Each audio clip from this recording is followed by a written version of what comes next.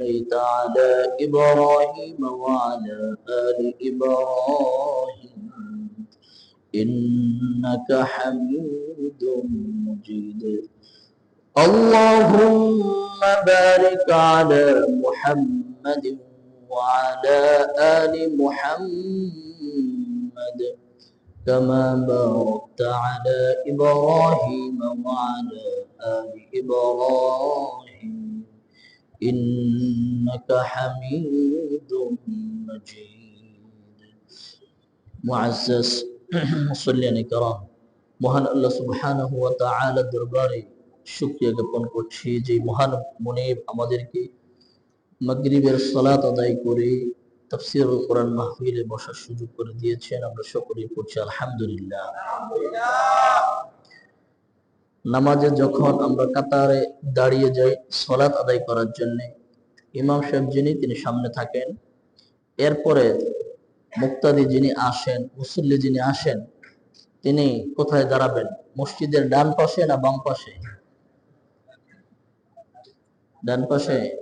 ইমাম সাহেব নামাজের জন্য নামাজের কাতারে জায় নামাজে দাঁড়িয়ে গেলেন।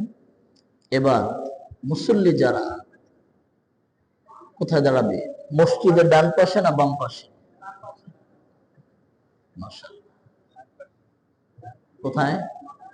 মাঝখানে। মাশাআল্লাহ, তিনটা ভাগ হয়েছে। কেউ বলছেন ডান পাশে, কেউ বলেছেন বাম পাশে, কেউ বলেছেন মাঝখানে। আমি প্রশ্ন করেছিলাম যে ইমাম সাহেব যখন জায়নামাজে দাঁড়িয়ে যায় তখন মুসল্লিরা মসজিদের ডান পাশে না বাম পাশে দাঁড়াবে? আপনারা অনেকে প্রশ্ন বুঝেননি। যারা মাঝখানে বলেছেন তাদেরটা সঠিক, কারণ ইমাম যখন দাঁড়ায় এরপরে কাতার পূর্ণ করার নিয়ম হলো ইমামের পেছনে বরাবর একজন দাঁড়াবে, এরপরে ডান দিকে বাম দিকে, ডান দিকে বাম দিকে, এইভাবে পুরা কাতার দুই দিকে সমান হারে বাড়তে থাকবে।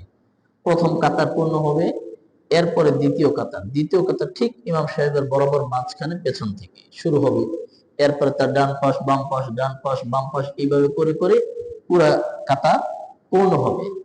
এখন যদি এরকম হয় যে ইমাম সাহেবের বরাবর ফ্যান নাই, পেছনে ফ্যান আছে ডান পাশে, এসি আছে বাম পাশে, তাহলে কেউ যদি চিন্তা করে অসুবিধা কোথায়, আমি গিয়ে ফ্যানের নিচে বসি ডান দিকে, আর যদি কেউ চিন্তা করে আমি বাম পাশে গিয়ে এসির নিচে বসি, তাহলে বসতে তো একটু আরামই লাগে।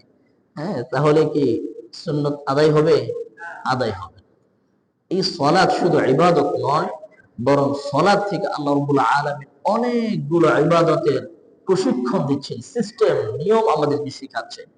সেই নিয়মটা কি?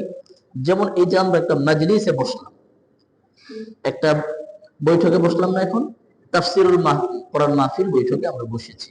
তো এই মজলিসটা, ক্লাসটা কিভাবে আমরা সাজাবো? শিক্ষক যিনি তাফসীর করবেন তিনি তো সামনে থাকবেন, এরপরে অডিয়েন্স যারা, তারা কোথায় থাকবে? তারা কি ডান পাশে থাকবে না বাম পাশে থাকবে? সামনে থাকবে।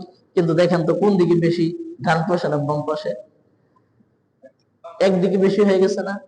এটা সুন্নতের খেলাফ হয়েছে। ক্লাসের মধ্যে শিক্ষকের কথা বলার মনোযোগ আসার জন্য অডিয়েন্স সামনে বসবে, ছাত্র যারা তারা সামনের জায়গাটায় আগে বসবে, এরপরে পিছনে যারা আসবে তারা ডান দিকে বাম দিকে বসবে, কিন্তু সামনের জায়গাটা খালি। এই জন্য যুবক যারা আছেন, তরুণ যারা আছেন, আপনারা সামনের দিকে চলে আসেন, মুরব্বী যারা আছেন ওনারা যা যা জায়গায়